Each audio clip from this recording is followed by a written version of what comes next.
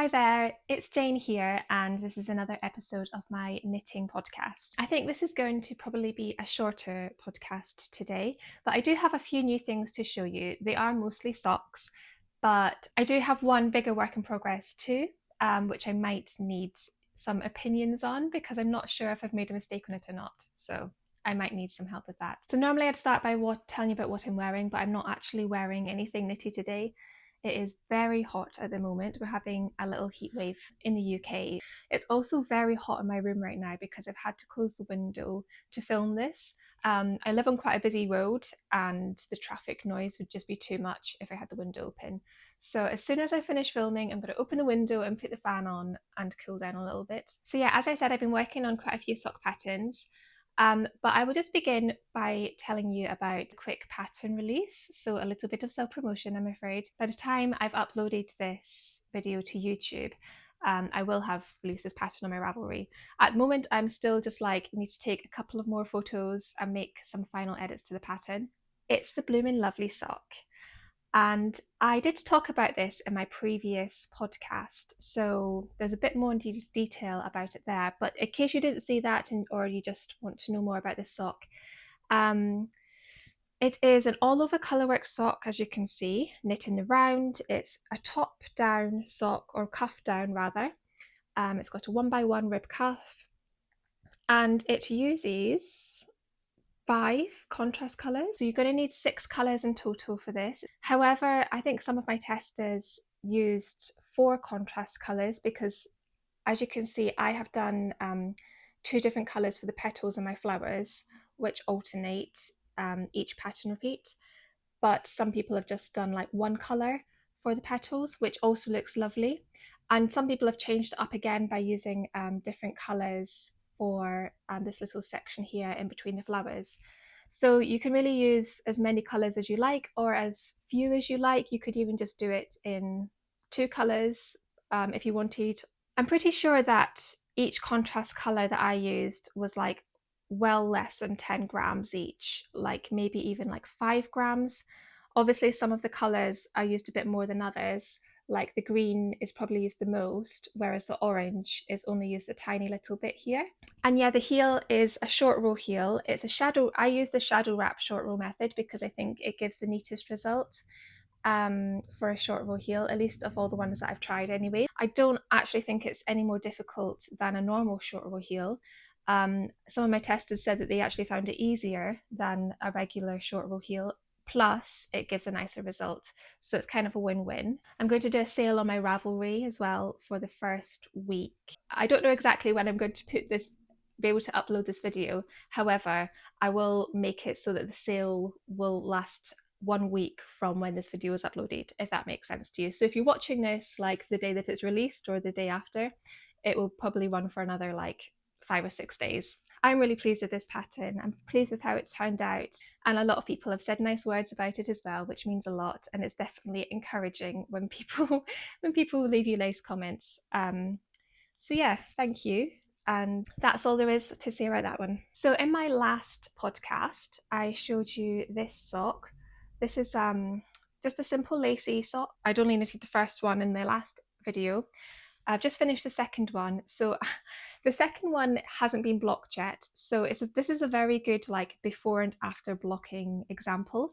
So this is obviously after blocking, but the before blocking version looks like this. It's just, it kind of looks rubbish, doesn't it? I think just lacy patterns in general, they just always look a bit rubbish before blocking. But yeah, that's what it looks like when it's just been finished. And this is the lovely blocked version. I've not really got a name for this one yet, but I need to come up with one soon because this pattern is almost ready as well.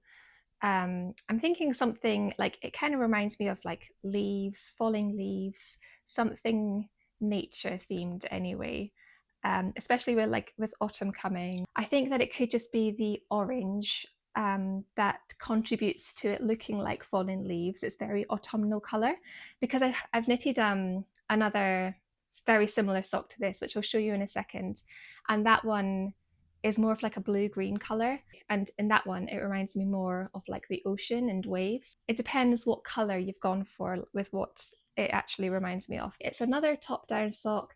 I just like knitting top-down socks. I think it makes getting the foot length a lot easier.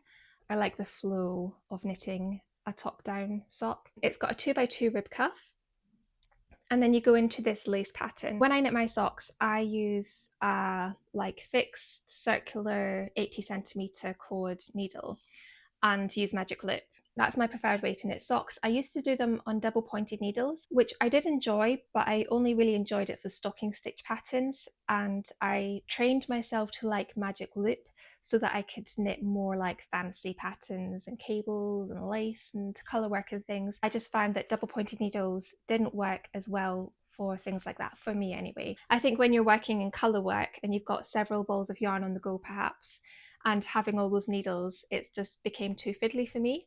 Similarly, cables, having to use a cable needle, also not ideal when I've already got like 5 double pointed needles on the go.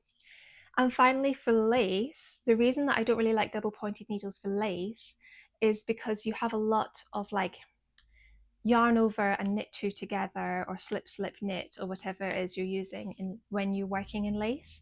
And this just becomes awkward when the knit two together comes at a point where the two needles meet.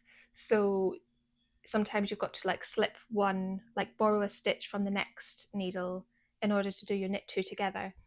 And it's not a huge issue, like there are ways around it, but I just found that it was getting too fiddly and I didn't really enjoy it. I trained myself to knit on magic loop, and I bought a new pair of needles, the Chalgu metal needles, for socks, because their cord is really nice for working with magic loop because it doesn't have any memory. And yeah, I've never looked back since. I love magic loop now, and it is my preferred way to knit like small circumference areas, whereas I used to be a double pointed needle girly. I'm definitely not anymore. I have also tried using the small circular needle, the sort of 25cm one. I did buy one. I had to go. I just found it really uncomfortable. Like, it made my hands cramp a little bit. It's probably one of those things you just have to get used to it, like with everything else. Like, I'm sure the first time I used circular needles as opposed to straight knitting needles, I think I found that uncomfortable as well, and I got used to it. Yeah, I think that magic loop I find is more versatile, because when you get to like the toe, for example, and you start decreasing stitches, or same when you're doing like the heel, it's just, you can, like, magic loop accommodates that much better. Whereas if you're using the small needle, you would have to use like either magic loop or double pointed needles anyway when you start decreasing stitches on the toe. So that's just like why I like magic loop. The reason I've mentioned this is because I tend to write my patterns with magic loop in mind, so I'll refer to like needle 1 and needle 2. So not all of my testers will knit in magic loop though, and it has been mentioned that there are some points where it refers to needle 1 and needle 2, and it would be helpful for people who aren't using magic loop to have either a stitch count or refer to stitch markers or whatever it is that people use to keep track of the stitches. So yeah, I'm trying to be aware of that and like make sure that the instructions will still make sense if you're not using magic loop. This is a 64 stitch sock, so there's 32 on the front, 32 on the back. I use a 10 stitch pattern repeat for it, and to make up the extra stitches, I've got an extra 1 stitch on either side at the front and the back. So the first 32 stitches and the second 32 stitches, they have got like a purl stitch on either side, and before you start going into charts. And then it's just got a simple heel flap and gusset. It's just a slip stitch heel flap, which is pretty standard. And yeah, then the pattern continues on the top or on needle 1, and it's just stocking stitch on the bottom of the toe of the foot, I mean, and then it's just a very simple wedge toe again. I've really enjoyed making this pattern. I found that the lace pattern, it's quite It's simple enough that you can kind of memorize it. So, I mean, I know I wrote it, but I didn't need to refer back to the charts too often. Like, I really enjoy having these sort of like 8 or 16 row chart repeats because it makes me knit faster, I think. Like, I know I can go to the end of a chart repeat and then I can put my knitting down, but then quite often I'll just want to go to the end of the next one. So I'd always find these kind of patterns really like motivating to knit. So I mentioned earlier that I had knit another one of these socks in blue. And this is a slightly different pattern, but it's the same idea. It's just made on a DK weight sock yarn this time. So I'll show you the one that I have got. This is the finished one. As you can see, it's not been blocked yet. I put it on my sock blocker. This is a sock blocker that I use. It is from Pony, I think. So I'm going to put this sock onto my sock blocker. You should be able to see it a little bit better now. This is, so it's the same pattern. It's this very similar lace pattern anyway. It's not exactly the same because this one has got a 12 stitch pattern repeat, very similar otherwise. Just a bit quicker to knit up because it's on a DK weight yarn, and I used a 3mm needle for this one. The yarn that I used, it is by CoopKnits and it's her Socks Yeah DK. I really love this yarn. It's so soft. The colours are beautiful. I've only used 2 different colours of this to be fair, but I really like them because the colours are slightly heathered, so it just kind of gives off a more interesting effect. This colour is called Chryso or Chryso. It will be in the description anyway, but it's like beautiful bluish green. And as I said before, like on this sock, the pattern reminds me more of waves in the ocean. So it's just, yeah, interesting. So I'm almost finished the second one, as you can see here. I've just started the toe, so I should be able to finish that today. So yeah, it's still pretty warm at the moment to wear chunky socks, but I'm thinking we're going to be getting into like chunky sock or just knitted sock in general wearing season soon. I've never knitted any double knit socks for myself before. I have knitted double knit socks to give as a present though. They do make a good present, I will say, because firstly, like they are quick to knit up. I think if I really focused, I could knit one of these in a day. So yeah, definitely could make a pair of these within a week. If I needed to make like a last minute gift for somebody, this is a really good option. I'm excited to actually wear these once it gets cold enough in the winter. Okay, so that's all of my finished projects. I only basically have one finished project since the last video, although that second DK sock is so close to be finished. But I do have a new work in progress that I haven't shown you before, so I will get that out now.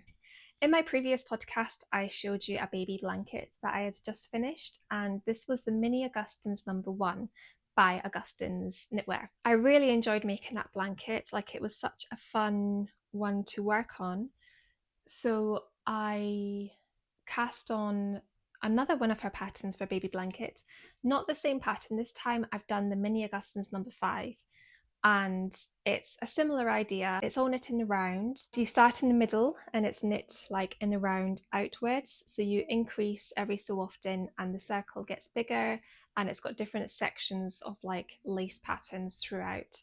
And then you knit like a border orthogonally, which is a word that I hadn't come across before. On the live stitches, which are on your needles, you like cast on new stitches and knit a border. I don't know how far through this one I am, maybe about halfway. It's kind of hard to tell with this one because each section you've got like twice the amount of stitches you had in the last section.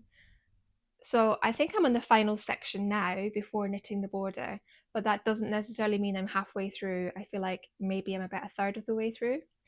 I'm just going to put it onto this like try-on cable to show you because you can't really see it very well on my needles. The cord isn't really big enough to stretch out and show you properly. So I have been enjoying knitting this one as well. I am using Drops Daisy in the colour Marzipan, and I'll show you the ball that I'm working from at the moment. It's like a off-white / light beige, quite yellow leaning. It's a lovely colour and this is so soft. It's my first time using this particular yarn. They have got other 100% merino yarns, so there's the Drops Baby Merino, which I think is the one I used for my Mini Augustins #1. And the DK version of that is the Drops Merino Extra Fine, I think. They're both superwash merinos, and they do have that like superwash feel to them. And like even compared to other superwash merinos I've used in the past, they do feel quite like, I don't know, artificial, or they're not that soft. Whereas this one is a non-superwash merino, and it is really, really lovely and soft. Like, I think it's comparable to something like Sandnesgarn Double Sunday. Probably not quite as luxurious as it, but to be honest, for the price, I think it's pretty good. I think the only thing with Drops yarns, the main thing that puts me off is just the colour choice sometimes. Um, like if you're just wanting something quite neutral or basic, like a beige or a navy or a grey, they're fine. But I think when it comes to the brighter colours, I'm not as big a fan. They do usually have quite a good selection of colours, but they're not quite as nuanced as something like Sandnesgarn or Knitting for Olive, who I think are just like the top of the colour game. They always have amazing colours. I think if there's like a particular colour that you want, I think that's where it's worth spending the extra money. Whereas if you just want something in like white or beige or like a neutral, I think this is really good as well. But it is pretty cheap. I mean, it's about half the price of Double Sunday, more or less. There are lots of other reasons to go for like more expensive yarns, and to be honest, I don't really fully understand like Drops business practices, because when something is so cheap, you have to question why it's so cheap, right? I mean, usually something has been sacrificed along the way. But if you are knitting on a budget and you want to avoid acrylic, I do recommend Drops. I think they're great for budget friendly yarns. So I think I've stretched this out enough. I'm kind of cautious to put any more stitches on these cables in case they break off. This is the front. Yeah, this is the front. So yeah, this is how far I've got, and you can kind of see the pattern emerge in here. It will look even better once it's blocked, I promise. My last one, it looked so bad before it was blocked. I do think this one already looks beautiful though. So in the center, it kind of looks like different flowers. So you've got these sort of triangle star shape decorative elements which sort of look like a sunflower, I think, with this being the middle of the flower, and then these are the petals. I did mention at the beginning of this podcast that I might need your advice on something. Basically, I have stopped knitting this one just for the moment because I think I've made a mistake a few rows back, and I don't know if I should go back and change it. First things first, this is going to be a gift for somebody, and it's going to be a gift for like a newborn baby. I mean, maybe you can see the mistake if I hold it like this. So here, for some reason, this lace section here is like so much wider than this hole here. And at first, as I was knitting it, I noticed that it was bigger. So I think here you're doing a knit two together maybe on this side, and then a yarn over. And then on this side, you're doing like a yarn over and then a knit two together through the back loop. So I just thought maybe it's something to do with that, because those two stitches will be slightly different in how they appear, and maybe that was what's creating the big gap. And it's also appeared on every single chart repeat that I've done. Now I'm looking at it and I'm thinking, did I just do two yarn overs by accident? Like, it's a possibility. It seems like a silly thing to do though, and I'm like, surely not. Surely I would have noticed, if I was doing two yarn overs. In the section that I'm on now, I'm kind of repeating what I did here. So you've got like this knit stitch. Oh wait, hold on, where are we? Oh no, sorry, it's a purl stitch in the middle, and then you do your yarn over and you knit two together for the back loop. And it doesn't look as bad this time round. So now that's what's making me think, did I make a mistake back here? The one thing I don't want to do though is unravel it all, because I think it's about 8 rows back, and these are long rounds that I'm doing as well, because I've now got like I'm on the final section, so I've got like the maximum, like almost 300 stitches on my needles. I don't really want to go back and unpick it all. I would, and if I do, it would be like unpicking each knit stitch individually, because in lace, I just don't trust myself to like just take it off and then put in a lifeline or something like that. I would go back and unpick it, but that's just going to take so long, and I really don't want to do that. Um, I mean, I don't know, does it look that bad? It does kind of look bad actually. When I look at it in the camera, I don't think it looks good. But maybe there's another way I can fix it. Like maybe I can just, once it's finished, just take like a needle and a bit of scrap, like leftover yarn, and just kind of try to knit that together a little bit. So it won't be perfect, but maybe it will just close the gap a little bit. I don't know. I'm so undecided. I just know that I really don't want to have to go back and change it and do it again. Also, I might go back all those rows and realize that actually I didn't make a mistake and I didn't do the extra yarn over, and that's just how it comes out. And then I'll have gone back for nothing. That's what I want to avoid. What do you think? What would you do in this situation? I think it was just for me. I might leave it, but because this is for someone else, I don't know. But then again, someone else might not notice this mistake. I notice it because I did it. It might not bother another person as much. I don't know. I don't know. I'm definitely leaning towards not unraveling it at the moment though, and seeing if I can like try and salvage it somehow. Other than that, I'm enjoying that one. I'm just really frustrated now with myself because I think I probably did do 2 yarn overs to make that big gap. Another thing to mention about this one, so with the mini Augustins number 1, I did say when I talked about it in my previous podcast that it was I found it like fairly simple to knit, like maybe not as a very first lace pattern, but it definitely wasn't as complicated as it looked in my opinion. I think this one is probably slightly more complicated. I find that I have to pay more attention to the pattern anyway, and the pattern repeats are just like a bit less obvious to me. Like, you know, with a lot of lace patterns, sometimes you're making like a very repetitive shape or like something quite geometric. So it's kind of quite intuitive how the charts work. And once you kind of understand what shape you're making, you don't really need to check the pattern every round.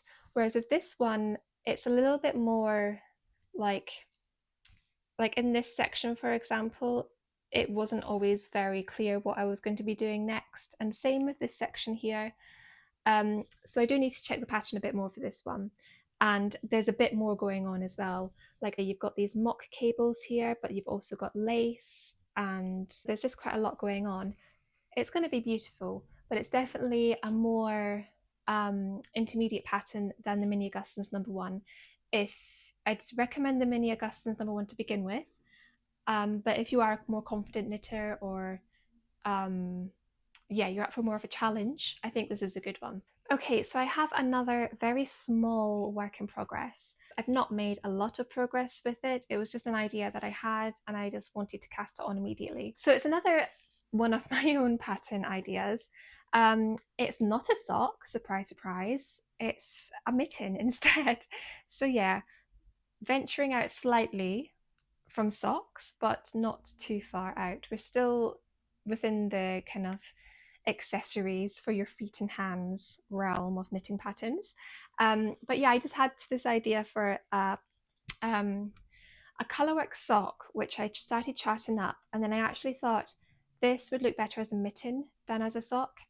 So I've created the chart and I started knitting the mitten. I'll show you what I've done anyway.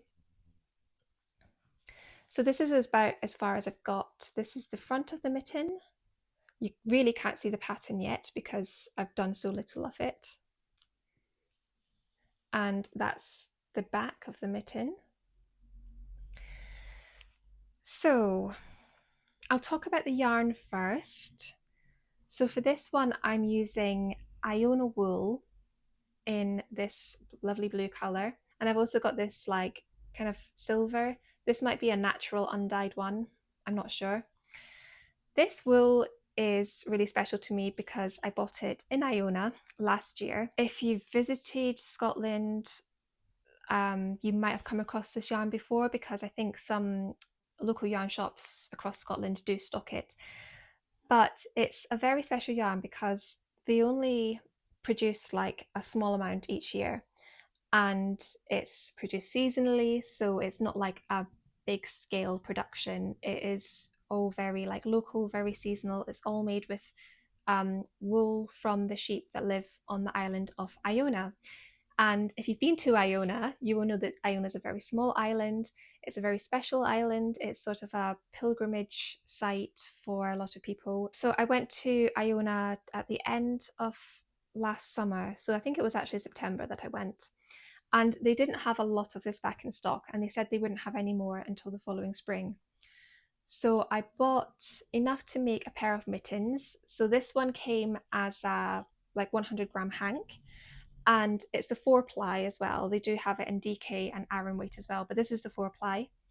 And I wanted a contrast color to go with the blue, but they didn't really have any that would have went well with the blue. Like I think they had the blue, the red, and maybe like a lime green or a pink, but they were all quite bright colors, so they wouldn't have made enough contrast.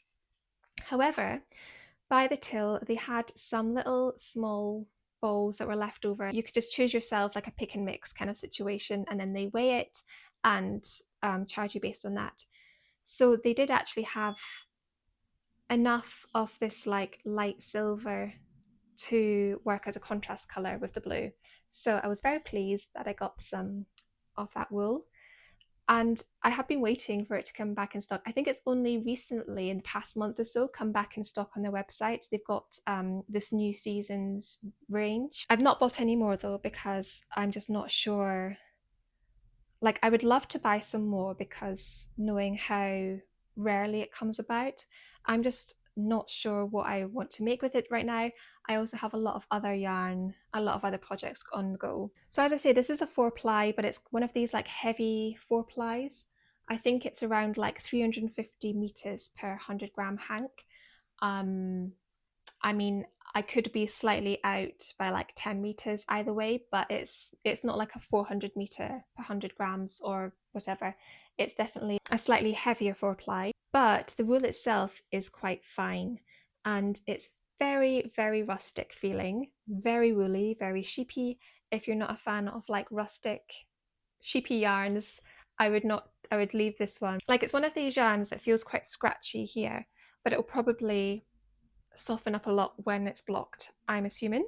Okay, so the pattern itself, as I say, this is just kind of an experiment at the moment. I'm not sure how this one's going to go yet, but I have got the cuff done so far, and I've only just started the pattern. So the cuff, I've got a Latvian braid at the bottom, and then I've got 1x1 corrugated rib, and then another Latvian braid at the top. The Latvian braid is kind of a new technique to me. Like, I have tried it before, but I didn't like how it looked on the project before, and so I unraveled it. But it's all right. It does take some time, and it can be very fiddly. And with this yarn as well, like this yarn, as I said, it's quite rustic. Sometimes that means that they can be really sticky, because they've got lots of like little tiny fibers coming out of them, which is great for color work, because it means that the colors really like stick together, especially when you block it. But it's kind of a pain when you're trying to keep these two strands of yarn separate.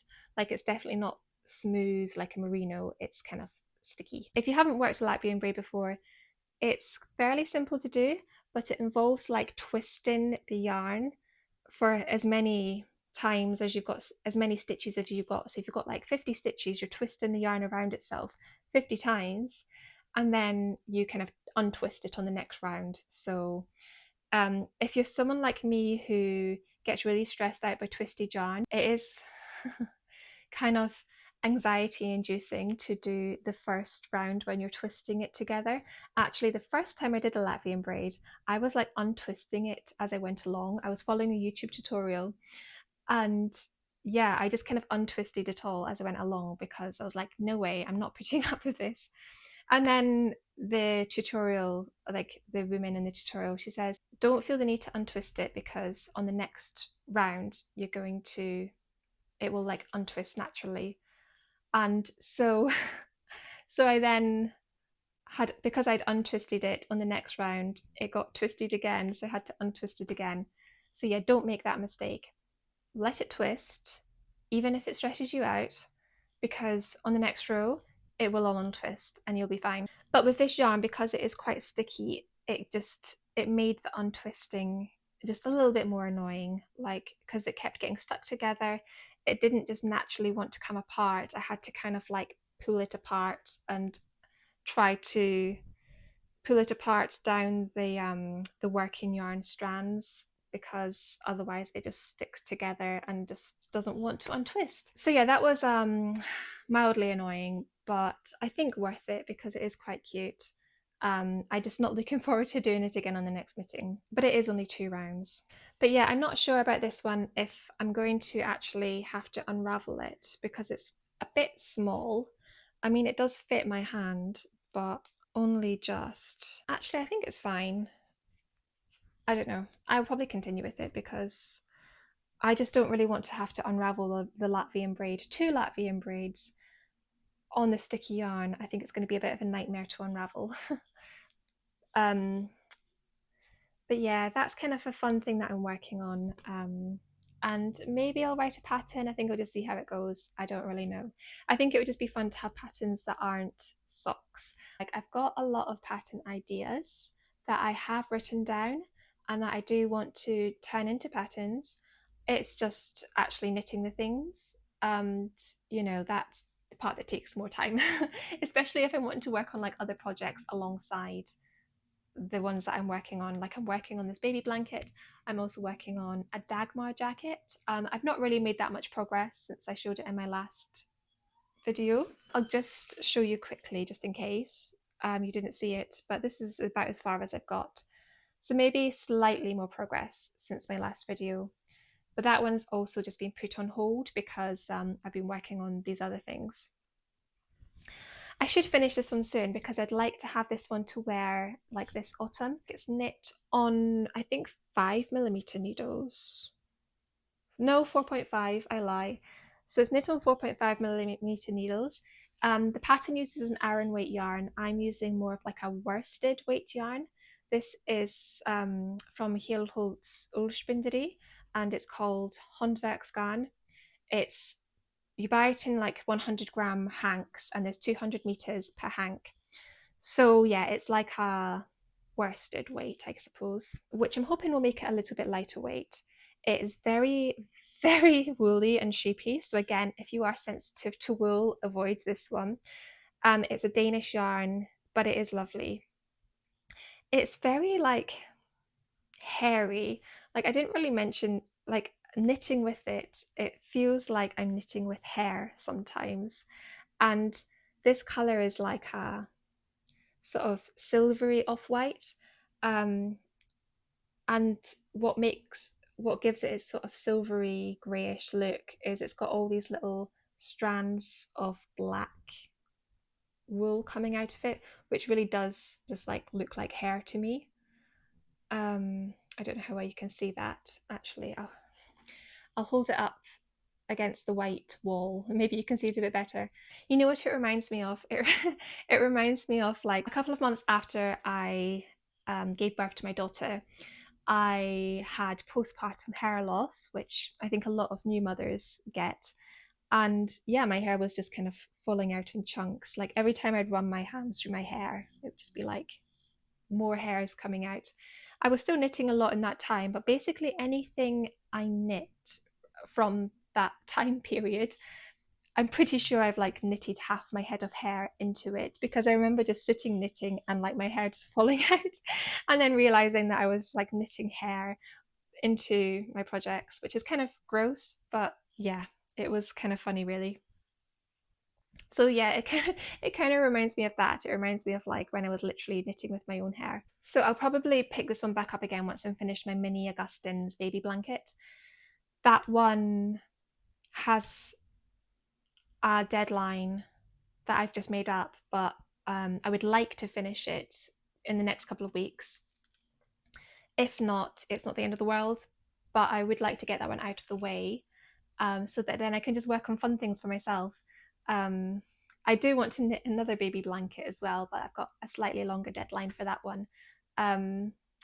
It might end up being the same mini Augustins pattern because it is so pretty, but I think I'll just wait until it's finished and then compare it to the first one and then decide which one I want to knit the most. Right, that's everything I've been working on in the past couple of weeks. I have one small yarn acquisition to show you. It's just a little one. So I went to the Ginger Twist studio in Edinburgh last weekend and obviously picked up some yarn and a book. So I'll show you the yarn first. Oh, it was so hard to choose. So it's more sock yarn for more socks. And this is the John Arbon Exmoor sock 4-ply. I've never used any yarns from John Arbon before. I've never actually seen them in shops before, so it was kind of nice just to try something new. The colours are gorgeous. This one, the purple one is called Blooth, and the pink one is called Fairy Thimble, which is so cute. And these are like both 50-gram hanks, so I'm going to use these together to make a colourwork sock. This is coming back to like all of these sock things that I've already charted and have the basic pattern for, but I just need to knit. So this is going to be some kind of colourwork sock. But yeah, these were kind of next to each other on the shelf, and I just really liked how they looked together. So that's why I've gone for those ones.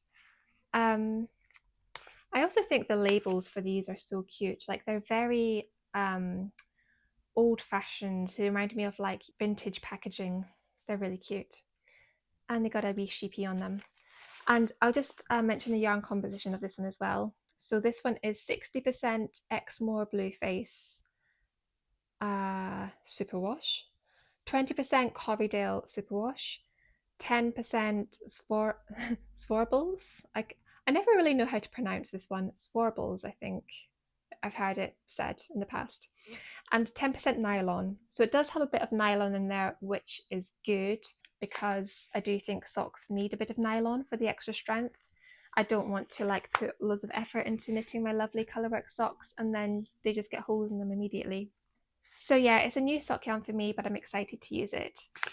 I also got a book, and this one, I don't know if this is going to show you, this might show you like in reverse, but it's called 200 Fair Isle Designs by Mary Jane Mucklestone. And yeah, it's just a Fair Isle stitch dictionary. So it's got some really lovely ideas in here and kind of instructions on how to sort of put the designs together to make your own like Fair Isle projects. So for example, this is like one of the designs, but then it will kind of give you ideas on how you can expand it into like combine it with other patterns to make a sweater pattern, for example. I think this is going to be a really nice book for Fair Isle inspiration. There's just lots of lovely patterns. Like I really love this one as well. And there are lots of instructions at the beginning as well on like how to choose yarns and how to knit Fair Isle. So if you're a beginner, it's a good one as well. And it's nice as well because all the patterns in here are organized by how many rows you need to knit them. Starting with like just one row. I'm pretty sure that's the smallest. Yeah, there are some like 1-row patterns there, and then 2-row patterns, and then it just goes up until you eventually get to like 15, 16, 17-row patterns. So that's really nice as well. I just enjoy how that's organized. That's everything that I have to show you this week. This has ended up being way longer than I planned on it being. So I have to go now and make those edits to my sock pattern so that I can release it and then also release this video. But thank you so much for watching, and I will see you very soon. Bye.